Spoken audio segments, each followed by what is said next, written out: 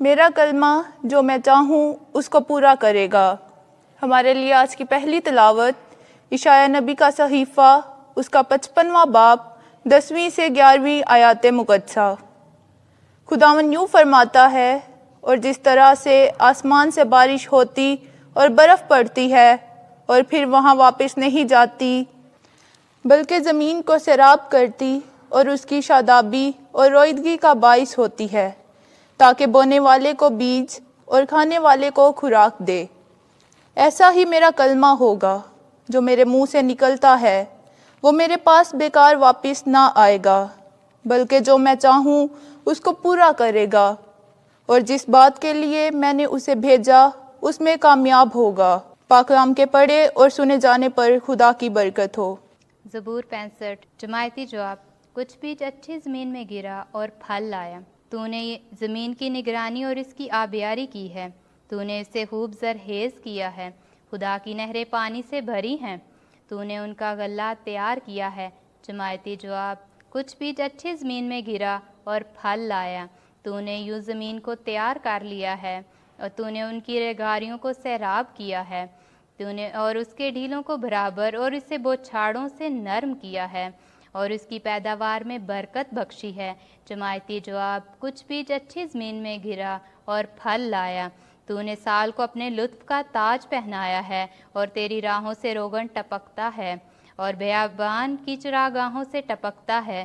جماعتی جواب: کچھ بیج اچھی زمین میں گرا اور پھل لایا، اور ٹیلے شادمانی سے کمر باندھتے ہیں، مرغار گلوں سے ملبس ہیں، اور وادیاں گلے سے مزین ہیں، وہ خوشی کے مارے للکارتی اور گیت گاتی ہیں۔ جماعتی جواب: کچھ بیج اچھی زمین میں گرا اور پھل لایا ہے۔ خلقت کمال آرزو سے خدا کے فرزندوں کے ظاہر ہونے کی منتظر ہے۔ ہمارے لیے آج کی دوسری تلاوت مقدس پالوس رسول کا خط رومیو کے نام 8واں باب 18ویں تا 23ویں آیت مقدسہ۔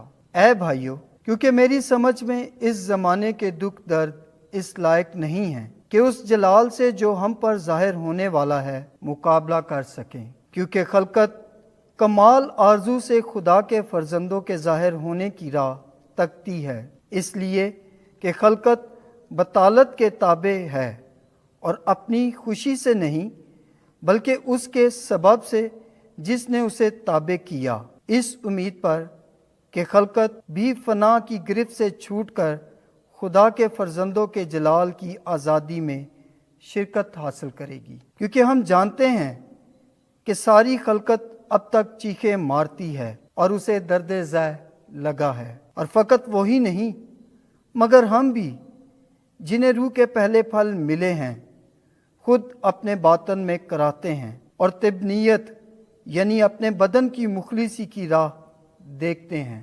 پاک کلام کے پڑھے اور سنے جانے پر خدا کی برکت ہو۔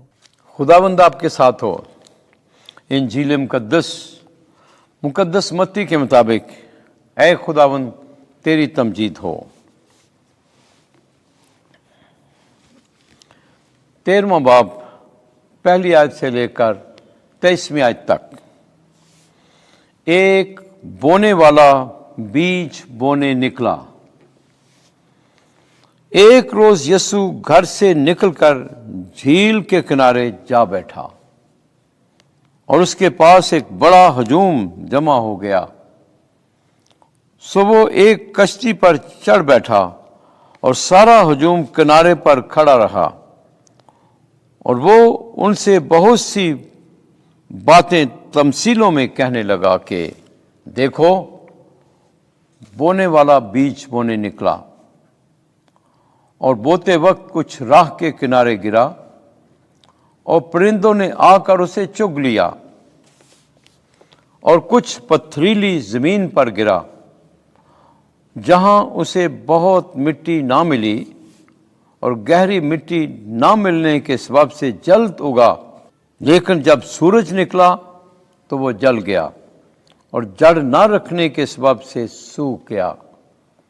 اور کچھ خاردار جھاڑیوں میں گرا، اور خاردار جھاڑیوں نے بڑھ کر اسے دبا لیا، اور کچھ اچھی زمین میں گرا اور پھل لایا، کچھ 100 گنا، कुछ 60 गुना, कुछ 30 गुना। जिसके कान हो वो सुन ले।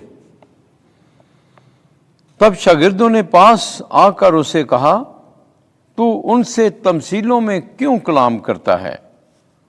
उसने जवाब में उनसे कहा कि आसमान की बादशाही के भेदों की मार्फत तुम्हें बख्शी गई है, लेकिन उन्हें नहीं बख्शी गई, क्योंकि जिसके पास है उसे दिया जाएगा और उसके पास अफराद से होगा, मगर जिसके पास नहीं है उससे वो भी ले लिया जाएगा जो उसके पास है।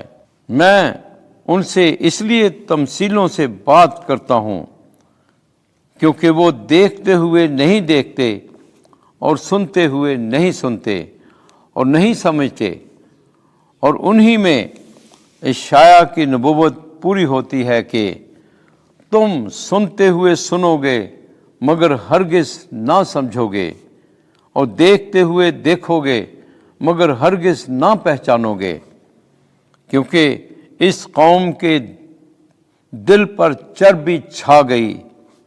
वो कानों से ऊंचा सुनते हैं और अपनी आंखों को बंद कर रखा है, ऐसा ना हो कि आंखों से पहचाने या कानों से सुने और दिल से समझ कर रजू लाएं और मैं उनको शिफा बख्शूं। लेकिन मुबारक हैं तुम्हारी आंखें इसलिए कि वो देखती हैं, और मुबारक हैं तुम्हारे कान इसलिए कि वो सुनते हैं, क्योंकि मैं तुमसे सच कहता हूँ कि बहुत से नबी और रास्तबाज आरज़ूमंद थे कि जो तुम देखते हो देखें मगर ना देखा, और जो तुम सुनते हो सुने मगर ना सुना। बस तुम बोने वाले की तमसील का बयान सुनो। जब कोई बादशाही का कलाम सुनता है और समझता नहीं तो शरीर आता और जो कुछ उसके दिल में बोया गया था ले जाता है। ये वो है जो राह के किनारे बोया गया था। जो पथरीली ज़मीन में बोया गया वो है जो कलाम सुनता और फिलफौर खुशी से कबूल कर लेता है, लेकिन अपने अंदर जड़ नहीं रखता बल्कि आर्जी है। और जब कलाम के सबब से मुसीबत या जुल्म बर्पा होता है तो वो फिलफौर ठोकर खाता है। जो खारदार झाड़ियों में बोया गया ये वो है जो कलाम को सुनता मगर दुनिया का फिक्र और दौलत का फरेब कलाम को दबा देते हैं और वो बेफल रह जाता है। लेकिन जो अच्छी ज़मीन में बोया गया ये वो है जो कलाम को सुनता और समझता है और फल भी लाता है। कोई 100 गुना फल देता है, कोई 60 गुना, कोई 30 गुना। इंजील मुक़द्दस के वसीले से हमारे गुनाह मुआफ़ किए जाएं। ऐ मसीह तेरी इस्ताइश हो।